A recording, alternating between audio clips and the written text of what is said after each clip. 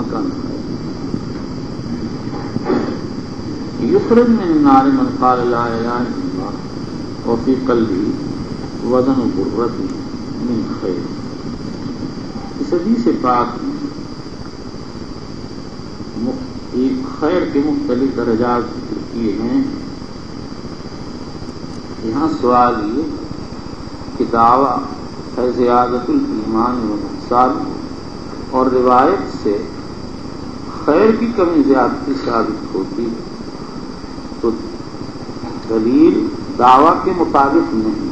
اس کا جواب یہ ہے کہ خیر سے مراد ایمان ہے اور اس کی دلیل ابان کی وہ روایت معلقہ جو مصنف نے روایت کی تکمیل کے بعد پیش کی ہے.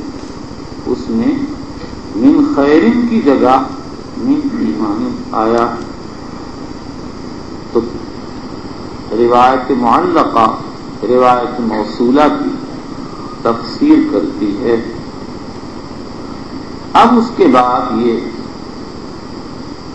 سوال ہے کہ یہاں جو مختلف درجات ذکر کیے گئے، کبھی وزن برہ، کبھی وزن ذرہ، کبھی وزن شعیرہ کہا گیا، یہ کس چیز کے درجات ہیں؟ اس میں اختلاف.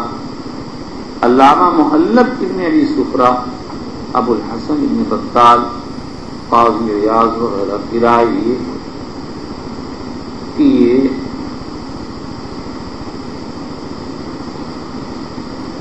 اعمال کے درجات ہیں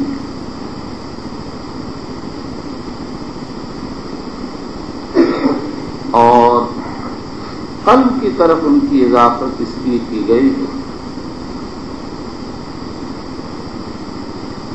کہ قلب محل نیت اور نیت کے بغیر کوئی عمل معتبر نہیں.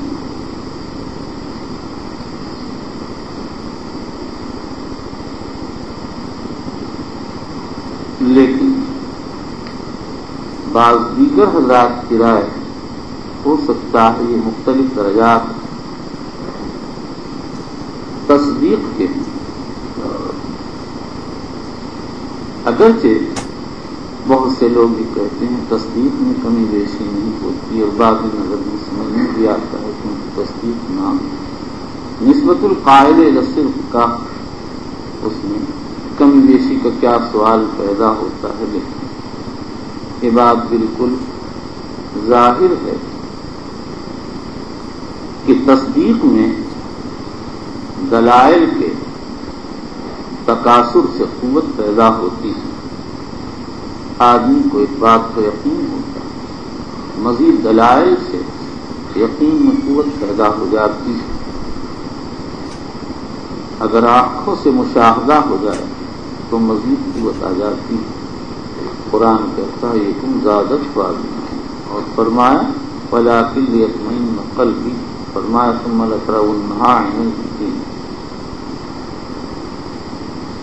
یہ مسئلہ کہ تصدیق میں کمی بیشی ہوتی ہے پہلے واضح کیا جا چکا ہے. عام متکلمین انکار کرتے ہیں لیکن احمد کی روایت ابن خزیمہ اللہ الحلیمی بیہقی غزالی ابن بطال نووی وغیرہ قائل ہیں اور یہ بھی ثواب ہے.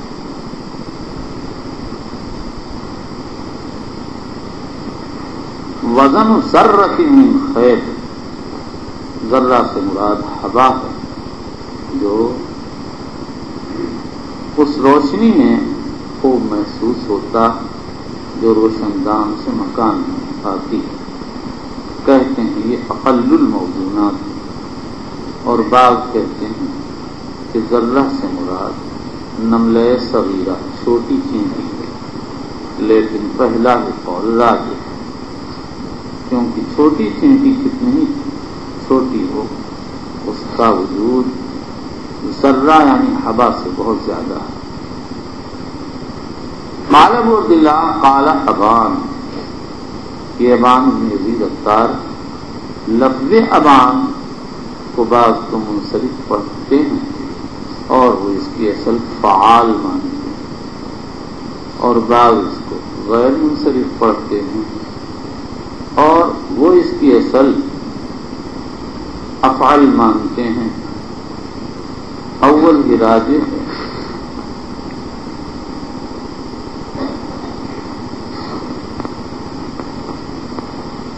وبالاسناد المتصل منا الى امير المؤمنين في حديث رسول الله صلى الله عليه وسلم ابي عبد الله محمد بن اسماعيل البخاري رضي الله عنه وارضاه ونفعنا بعلمه وحشرنا في زمرته قال حدثنا الحسن بن صباح انه سمع جعفر بن عون قال حدثنا ابو الأميس قال اخبرنا قيس بن مسلم طارق بن شهاب بن عمرو بن الخطاب رضي الله عنه ان رجلا من اليهود قال له يا امير المؤمنين آية في كتابكم تقرؤونها لو ان معشر اليهود نزلت لاتخذنا ذلك اليوم عيدا قال اي آية قال اليوم اكملت لكم دينكم واتممت عليكم نعمتي ورضيت لكم الاسلام دينا قال عمر قد عرفنا ذلك اليوم المكان الذي نزلت فيه عن النبي صلى الله عليه وسلم وقال من عرفة يوم الجمعة ان رجلا من اليهود قال، اس سے حضرت کعب احبار مراد، مسدد بن مسرحد نے اپنی مسند میں اور ابن جریر طبری نے اپنی تفسیر میں، طبرانی معجم اوسط یہی روایت نقل کی، اس میں ان کے نام تصریف وارد ہے۔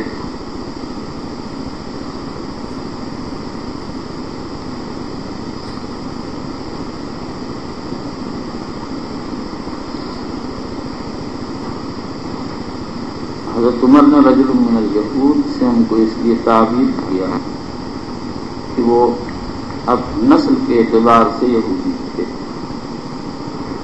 آیۃ فی کتابکم تقرؤونها لو علینا معاشر الیہود نزلت لاتخذنا ذلک اليوم عیدا۔ امیر المومنین، آپ کی کتاب میں ایسی آیت جس کو آپ لوگ پڑھتے ہیں اگر یہودیوں پر اترتی تو اس کے یوم نزول کو وہ لوگ عید بنا لیتے۔ حضرت عمر نے پوچھا وہ کون سی آیت ہے؟ عرض کیا یوم اکملت لکم دینکم واتممت علیکم نعمتی ورضیت لکم الاسلام۔ اللہ اس آیت شریفہ میں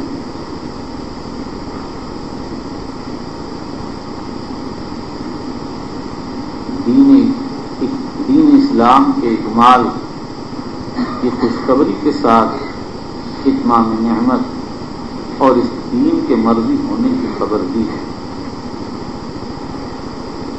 حضرت عمر نے فرمایا قد عرفنا ذلك اليوم كان نزلت فيه النبي صلی اللہ علیہ وسلم وهو قائم بعرفہ، ہمیں وہ دن بھی یاد ہے جس میں یہ اتری ہو گئے، وہ جگہ بھی یاد ہے جہاں اتری، جمعے کا دن تھا، عرفات کا میدان تھا، جو یاد ہے۔ سوال یہ ہے کہ حضرت عمر کے کلام سے یہ نہیں ثابت ہوا کہ مسلمانوں نے اس دن کو عید بنا لیا، اس کا جواب یہ ہے گو یہاں سے اس کی تصریح نہیں، لیکن بات یہ ہے اس لیے کہ جمعے کا دن ہفتے کی عید ہے اور عرفہ کا دن حج کی عید ہے، اسی سے حج، اس کے وقوع سے حج مکمل ہوتا۔ اور ابن جریر طبری اور طبرانی کی روایت میں وہما لنا عیدان کا اضافہ ہے۔ عبداللہ ابن عباس کہتے ہیں یہ عجائبات میں سے ہے کہ اس میں 5 عیدیں جمع ہو گئی تھیں، جمعہ عرفہ، عید یہود، عید النصارہ اور عید المجوس۔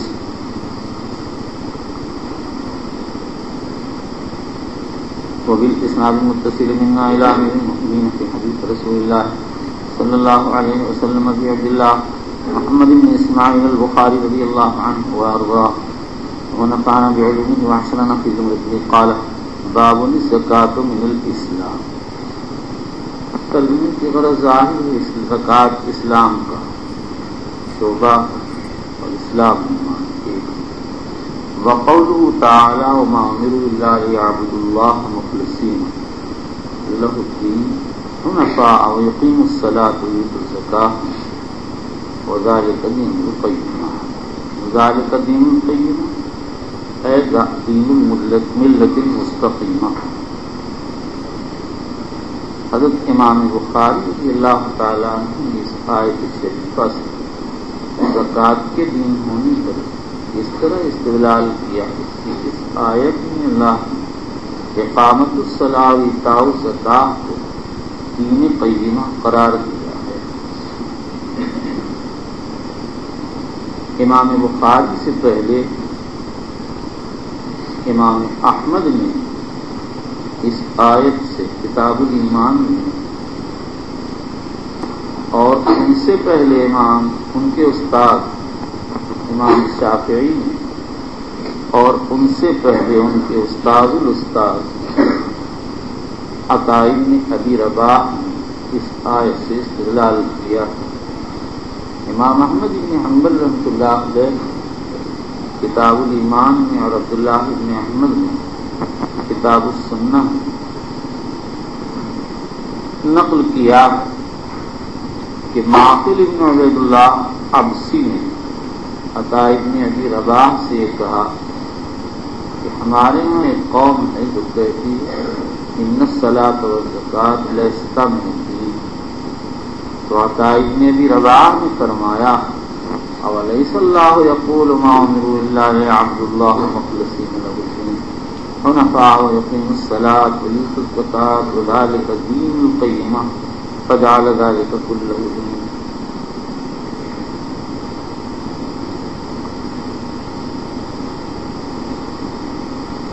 اس سے مرجئہ کی تردید ہوتی ہے جو کہتے ہیں ایمان قول بلا عمل، اس لیے کہ اللہ یہاں عمل کو دین قرار دیا ہے. دین ایمان ایک دین ہے، لہذا الایمان قول بلا عمل کہنا بے معنی ہے.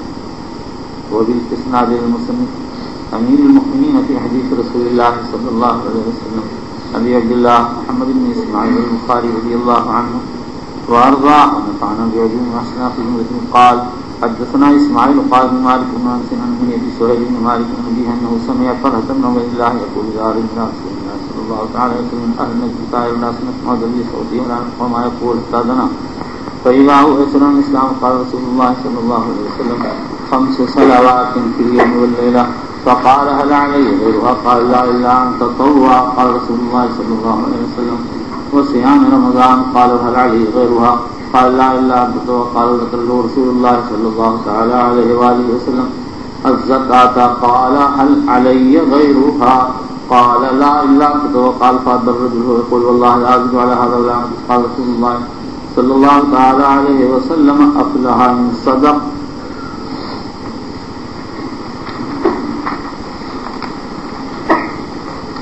حدثنا اسماعیل، یہ اسماعیل ابن ابی اویس ہیں جو روایت کرتے ہیں اپنے امام مالک بن انس سے اور وہ روایت کرتے ہیں اپنے چچا ابو سہیل بن مالک سے اور وہ اپنے والد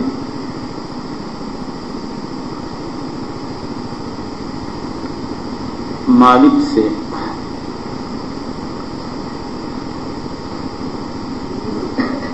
مالک ابن ابی عامر سے اور وہ روایت کرتے ہیں اپنے حلیف طلحہ بن عبید اللہ سے.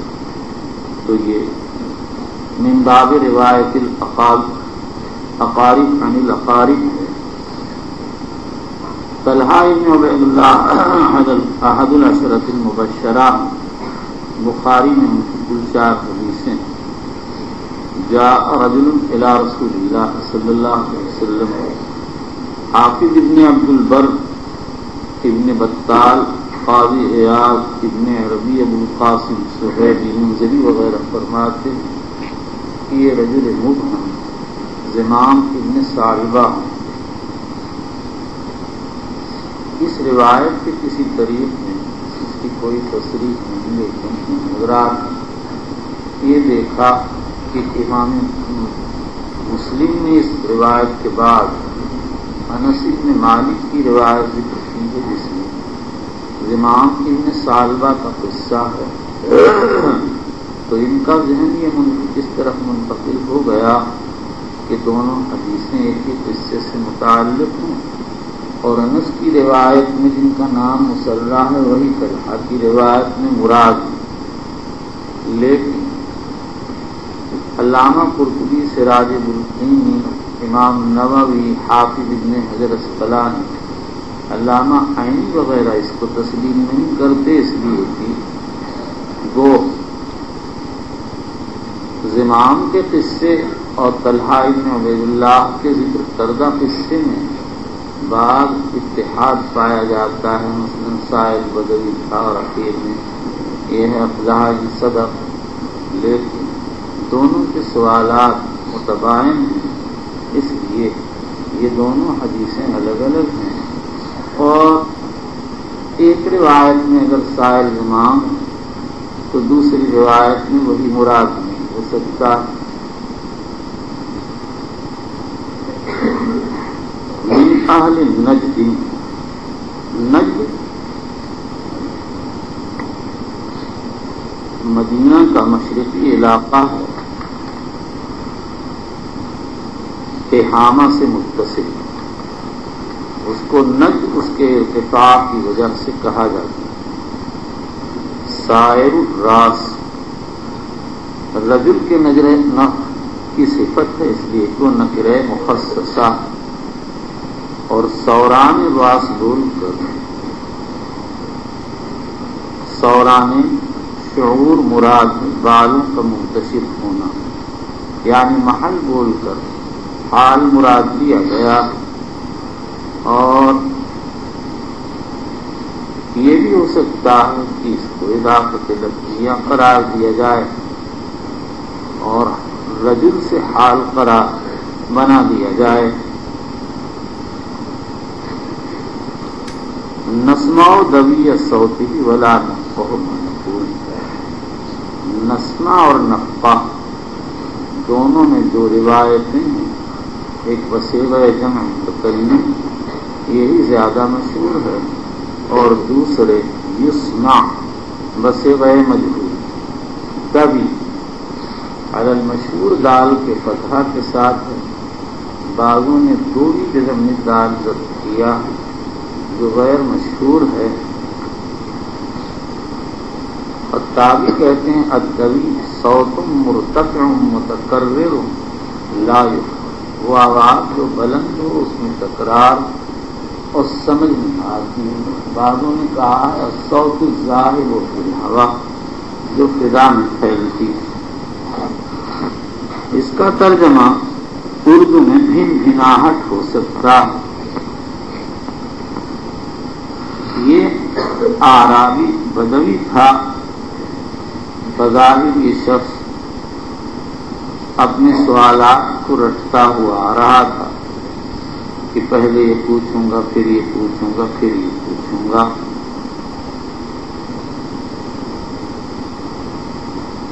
اسی طرح ہمارے استاد الاساتذہ حضرت مولانا محمد یحییٰ کاندھلوی رحمۃ اللہ علیہ یہ توضیح کی ہے، حتیٰ دنا فیضا ہو یسلون، یعنی جب تک قریب نہیں آیا تو ہمیں آواز تو آتی رہی لیکن بات سمجھ میں نہیں آتی تھی، جب وہ قریب آ گیا تب سمجھ میں آیا۔ فیضا ہو یسأل عن الاسلام، وہ اسلام کے متعلق سوال کر رہا تھا، آیا وہ اسلام کی حقیقت کے متعلق سوال کر رہا تھا یا شرائع کے متعلق؟ جواب سے معلوم ہوتا کہ شرائع اسلام کے متعلق سوال کر رہا تھا۔ اسی لیے علامہ سیوطی نے ظہر الربا میں اسی کو ذکر کیا، لیکن بعض علماء نے برسبیل احتمال یہ ذکر کیا ہو سکتا کیا حقیقت اسلام کے متعلق سوال کر رہا ہو۔ اس پر یہ اشکال ہے، اگر ایسا ہوتا تو حضور صلی اللہ علیہ وسلم جواب میں اس کو ذکر فرماتے، اس کا جواب یہ دیا گیا ہو سکتا ہے آپ نے ذکر کیا صحابی نے سنا نہ، اور اگر سنا تو ہو سکتا ہے آپ شہرت کی وجہ، صحابی نے شہرت کی وجہ سے اس کو چھوڑ دیا، یا ہو سکتا ہے راوی سے چھوٹ گیا ہو، یہ سب احتمالات بعیدہ ہیں۔ فقال رسول اللہ صلی اللہ علیہ وسلم 5 صلوات، اگر یہ 5 مرفوع ہے تو خبر ہے مبتدا محذوف کی آحاد، یا مبتدا محذوف الخبر ہے یعنی منہا، اور اگر یہ منصوب پڑھا جائے تو فعل محذوف خود کا مفعول ہوگا، اور بعض علماء یہ کہتے ہیں اس کو مجرور بھی پڑھ سکتے ہیں اور اسلام سے بدل بنا سکتے ہیں۔ اس پر یہ اشکال ہے کہ بدل ایک شخص کے کلام میں واقع ہوتا ہے، اور یہاں فیضاہ یسر عن الاسلام میں اسلام کے متعلق معلومات کرنا تو اس رجل کا جو آیا تھا کلام میں، اور 5 صلوات حضور اکرم صلی اللہ تعالی علیہ وسلم کا کلام ہے۔ فقال هل علی غیرها قال لا الا ان تطوع۔ اس سے بعض علماء نے یہ استدلال کیا ہے کہ نماز وتر، نماز عیدین، صلاۃ الضحیٰ، سنت فجر واجب ہے۔ حضور صلی اللہ علیہ وسلم نے 5 نمازوں کے علاوہ کسی اور نماز کی فرضیت کا انکار کر دیا۔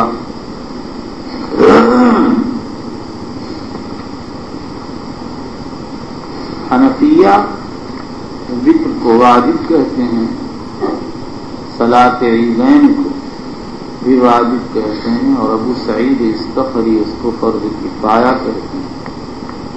صلاۃ الضحیٰ کے وجود کے بعد سلف قائل تھے، اور اور سنت فجر کے وجود کے قائل حسن بصری ہیں۔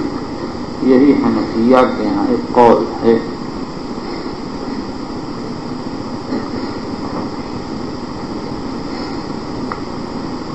وتر کا مسئلہ بڑا مشکل بن رہا ہے، اس لیے احناف کی طرف سے اس کے 2 جوابات دیے ہیں۔ پہلا جواب تو یہ ہے ممکن ہے کہ اس وقت وتر کی مشروعیت نہ ہوئی، اور اگر یہ تسلیم کر لیا جائے کہ مشروع ہو چکی تھی تو دوسرا جواب یہ ہے کہ وتر توابع فرض میں سے ہے، اس لیے اس کو ذکر نہیں کیا گیا۔ جب عشاء کا تذکرہ آ گیا تو اسی کے دامن میں توابع کا بھی ذکر آ گیا۔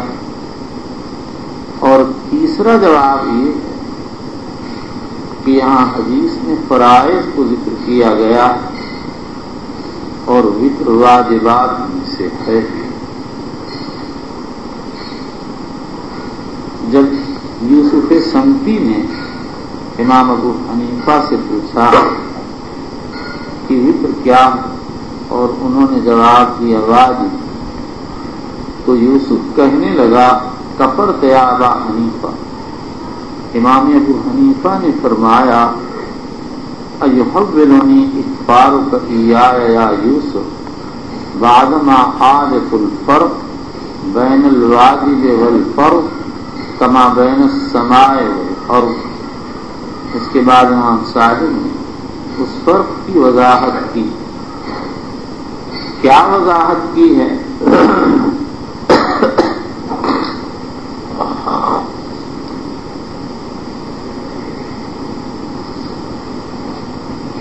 غالباً یہی فرمایا ہوگا کہ فرض وہ حکم ہے جو دلیل قطعی ثبوت و دلالہ سے ثابت ہوتا ہو، اور واجب وہ حکم ہے جو دلیل قطعی ثبوت و ظنی دلالہ سے یا ظنی ثبوت اور قطعی دلالہ سے ثابت ہوتا ہو۔ بہرحال واجب کے ثبوت کے لیے ثبوت اور دلالت کا قطعی ہونا شرط نہیں، بلکہ ایک کا قطعی ہونا کافی ہے اور دوسرا ظنی ہونا چاہیے۔ اگر دونوں طرف قطعیت تو فرض کا ثبوت ہوگا، اور اگر ایک طرف قطعیت ایک طرف ظنیت ہے تو واجب کا ثبوت ہوگا۔ اور اسی طرح سے اس حدیث پاک اور بھی عیدین کا جواب یہ ہے کہ وہ واجبات سنویہ میں سے، اور اسی طرح سے اس حدیث پاک سے یہ استدلال کیا گیا ہے کہ نفل شروع کرنے سے واجب نہیں ہوتی۔ یہ مسئلہ بھی مختلف ہی ہے۔ جمہور علماء امام ابو مالک، امام شافعی، امام احمد کے مشہور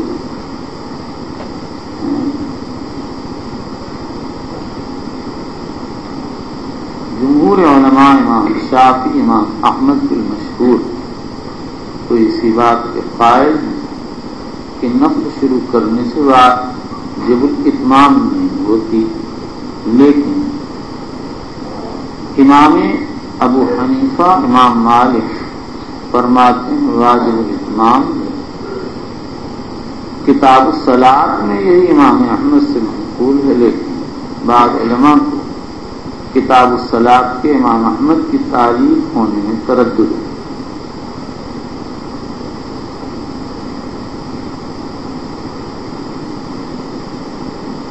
پھر امام مالک کے ہاں اگر عذر سے کوئی چھوڑ دے تو قضا واجب نہیں، بے عذر چھوڑنے پر قضا واجب، اور امام ابو حنیفہ کے ہاں اطلاق قضا واجب نہیں۔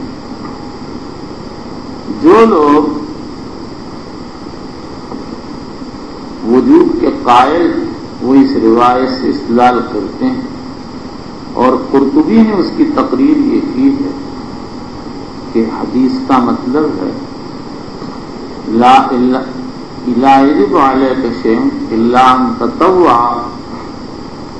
والتطوع غير واجب فالمعنى الا ان تشرع في التطوع فيجب عليك اتمامه۔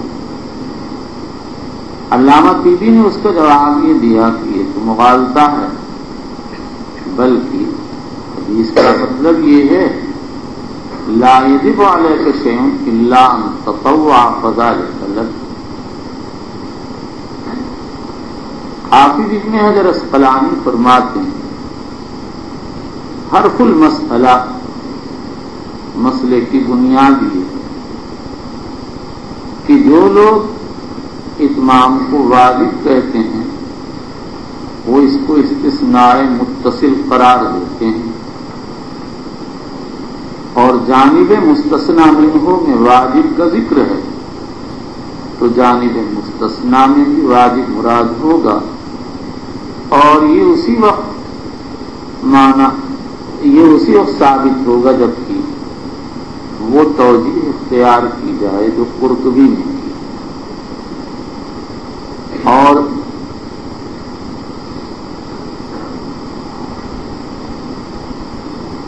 ان لوگوں کا استدلال یہ ہے کہ اصل استثناء اتصال، لیکن جو حضرات کہتے ہیں شروع کرنے کے بعد نفل واجب الاتمام نہیں رہتی، وہ جواب یہ دیتے ہیں کہ یہاں یہ استثناء منقطع ہے، اور اس کی دلیل وہ احادیث ہیں جن سے عدم وجوب اتمام ثابت ہوتا ہے۔ مسلم شریف اور نسائی میں روایت ہے نبی اکرم صلی اللہ علیہ وسلم نے روزہ رکھا، گھر آئے آپ کی خدمت میں کچھ پیش کیا گیا، آپ نے افطار کر دیا۔ اور حضرت بخاری میں روایت، جویریہ نے جمعے کے دن روزہ رکھا، آپ نے فرمایا اس سے پہلے روزہ رکھا، انہوں نے کہا نہیں، فرمایا بعد میں ارادہ، کہنے لگی نہیں، آپ نے ان کو روزہ افطار کرا دیا۔ جو لوگ یہ کہتے ہیں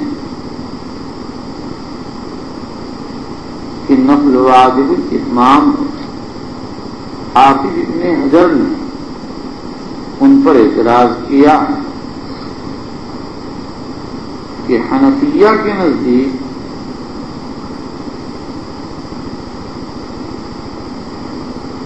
اس حنفیہ کے مسلک پر اس سے استدلال صحیح، کیونکہ نفل ان کے یہاں واجب ہے اور واجب غیر فرض ہے۔ علامہ ملا علی قاری نے جواب دیا یہ فرض عملی ہے۔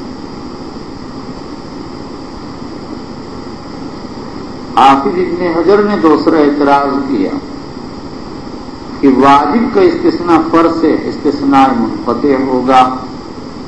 حافظ ابن حجر نے دوسرا اعتراض کیا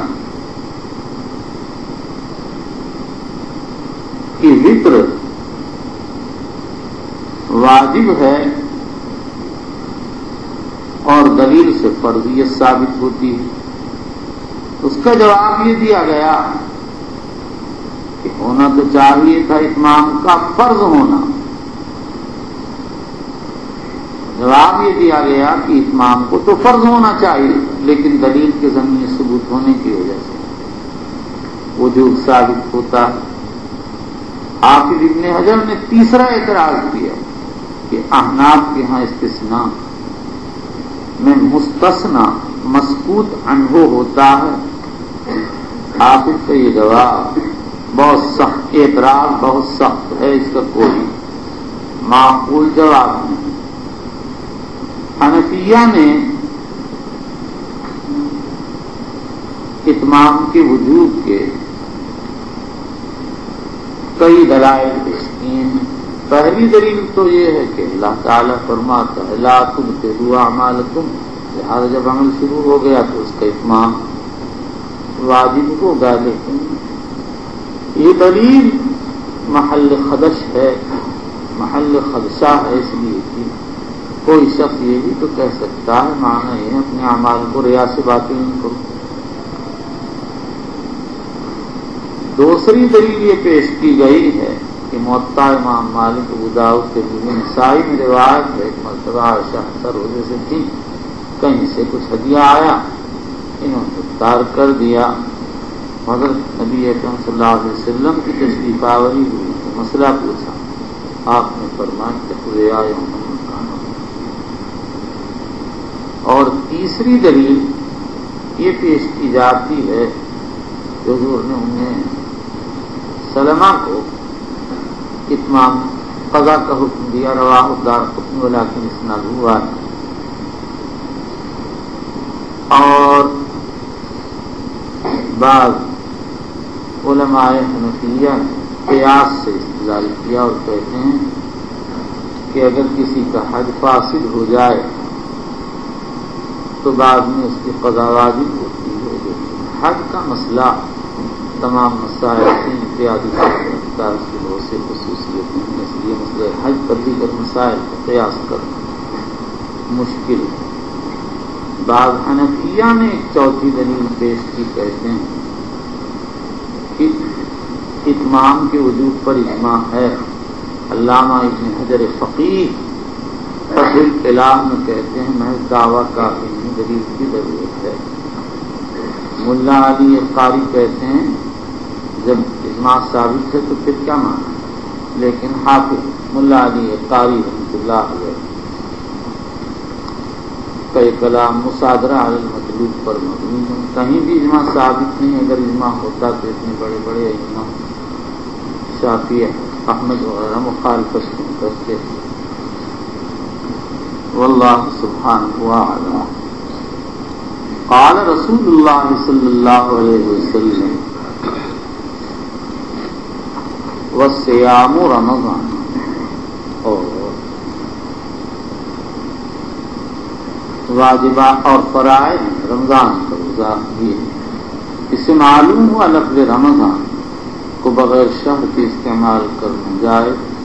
یہی جمہور علماء کا مسلک ہے. مجاہد اور مالکیہ کراہت کے قائل یہی امام محمد کی طرف منسوب ہے، اس لیے کہ انہوں نے مجاہد کا قول نقل کر کے اس پر سکوت کیا. ابو بکر بن الباقلانی وغیرہ فرماتے ہیں اگر کسی قرینے سے بات معلوم ہو کہ رمضان سے مہینے خاص مراد تو بلا لفظ شہر کے استعمال جائز ورنہ نہیں. قال هل علی غیرہ قال لا الا ان تطوع قال وذکر له رسول اللہ صلی اللہ علیہ وسلم. راوی کو حضور صلی اللہ علیہ وسلم کے الفاظ یاد نہیں اس لیے کہہ دیا ذکر له رسول اللہ صلی اللہ علیہ وسلم الزکاۃ. قال فأدبر الرجل وهو يقول والله لا أزيد على هذا ولا أنقص. قال رسول الله صلى الله عليه وسلم أفلح إن صدق. اس حدیث سے معلوم ہوا کہ مال میں زکوٰۃ کے علاوہ اور کوئی حق واجب نہیں. لیکن ابن ابی شیبہ نے کسی شادی وغیرہ سے نقل کیا ان فی المال الحق سے زکوٰۃ. اور ترمذی میں فاطمہ بنت قیس کی روایت میں آیا بھی ہے مگر یہ روایت مضطرب المتن ہے. ابن ماجہ میں لیس فی المال حکم سے زکوٰۃ کسی حدیث میں. اور اگر یہ روایت ثابت ہوتی تو یہ کہا جاتا حق کی دو قسمیں حق دائم حق وقتی. زکوٰۃ تو حق دائم جب نصاب پایا جائے گا زکوٰۃ واجب ہے. اور جن نصوص سے معلوم ہوتا ہے کہ مال میں اور جو ہے وہ حق وقتی ہے لازم نہیں. فرض کرو تمہارے پاس روپے میں ایک آدمی بھوکھا ہے اور اس کے مر جانے کا اندیشہ ہے یا کسی مصیبت مبتلا ہو جانے کا خطرہ تو تمہارے ذمہ ضروری ہے کہ تم اس کا تعاون کر دو کھانا کھلا دو تاکہ اس کی جان بچ جائے. مگر یہ حق وقتی ہے. اس کے بعد یہ سمجھ کہ یہاں اس حدیث پاک صرف صلاۃ زکوٰۃ اور صوم کو ذکر کیا گیا حج کو ذکر نہیں کیا گیا. اس کا جواب یہ ہے اول تو ہو سکتا کہ اس وقت حج فرض ہی نہ ہوا اور یہ ارادے ہے. جمہور کے یہاں حج کی فرضیت سمجھے ابن حبان قاضیہ وغیرہ سنوں کے قائل اور ابن تیمیہ نے سندس کے قول کو راجح کہا.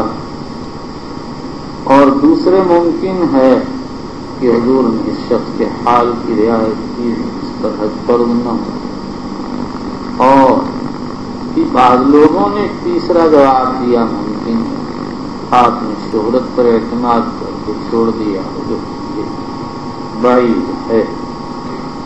یہاں دوسرا سوال یہ ہے کہ اس میں منہیات کا ذکر ہے. اس کا جواب یہ ہے کہ یہی ہوا ہے کتاب صیام یاری اس میں باخبر بشرائع اس کے سب چیزیں داخل.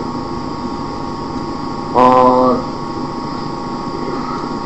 اب یہاں ایک اور سوال تیسرا وہ سوال یہ ہے کہ حضور صلی اللہ علیہ وسلم سے جو ارکان اسلام کے سلسلے میں روایات آئیں بعض میں ارکان خمسہ کا ذکر ہے اور بعض میں بعض کا ذکر ہے بعض کا. اس اختلاف کا کیا سبب ہے؟ قاضی حافظ بن صلاح وغیرہ کی رائے کے لیے یہ راوی کا تصور ہے کہیں روایت میں اختصار کر دیا ارادہ کر دیا.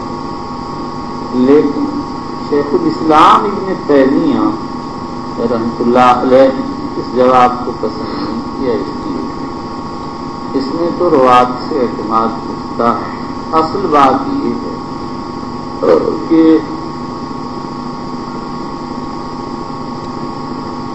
حضور صلی اللہ علیہ وسلم کو جو احکام عطا ہوئے وہ مختلف اوقات میں عطا کیے گئے ہیں، اس لیے آپ جب فرائض بیان کرتے تھے تو انہی کو بیان کرتے تھے جو مشروع ہو چکے تھے، جب جو مشروع ہوا اس کو بیان کیا۔ اور دوسری وجہ یہ ہے کہ حضور صلی اللہ علیہ وسلم گاہے فرائض ظاہرہ کو ذکر فرماتے تھے جن کے ترک پر قتال کیا جاتا ہے۔ ایسے موقع پر آپ صرف شہادتین اور صلاۃ و زکوٰۃ کو ذکر فرمایا کرتے تھے۔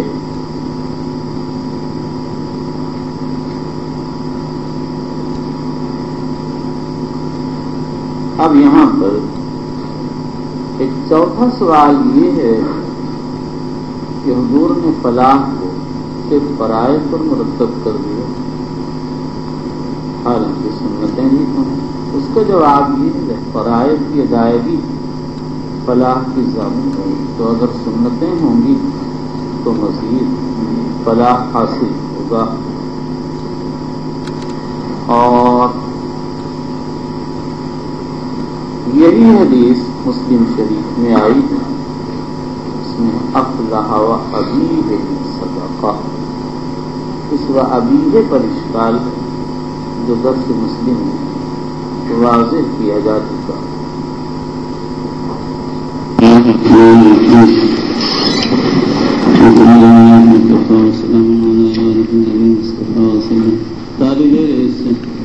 دوسرا نسخہ لے ارے چل تم بہاریوں کا دماغ ایسے ہی ہوتا ہے، پاگل کہیں بے سمجھ۔ کل بتا دیا تھا، اس کے بعد بھی یاد نہیں رہا، اور اس پر غرور تم بہاریوں کو اتنا زیادہ ہے، تم سمجھتے ہو کہ ہم بڑے سمجھدار ہیں، آسمان سے اتر کے آئے ہو۔ 3 مرتبہ کل بتایا، اس کے بعد بھی بھول گئے۔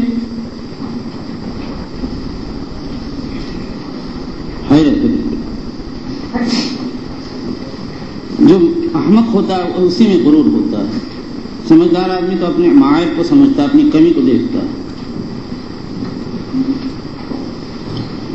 بسم اللہ الرحمن الرحیم، الحمد للہ وکفی وسلام علی عباده الذین اصطفی، وصلی وسلم وبارک علی نبینا المصطفى وعلى آلہ واصحابہ نجوم الهدى قادة التقى، اللهم اغفر لنا وارحمنا ومشايخنا وعلمنا ما جهلنا ووفقنا لما تحب وترضى من القول والعمل وجنبنا الفواحش والمعاصي والخطايا والزلل، اللهم اغفرنا واغفرنا واصلح لنا شأننا كله لا اله الا انت، اما بعد، وبالاسناد المتصل منا الى امير المؤمنين في حديث رسول الله صلى الله عليه وسلم ابي عبد الله محمد بن اسماعيل البخاري رضي الله عنه وارضاه وجزل ثوابه ووفاه وحشرنا في زمرته ونفعنا بعلومه، قال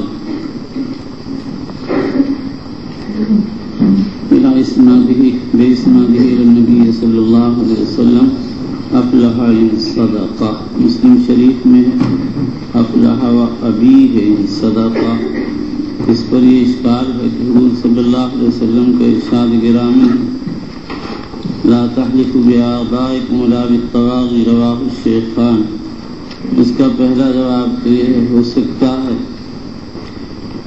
کہ یہ ارشاد افلح و ابیہ ان صدق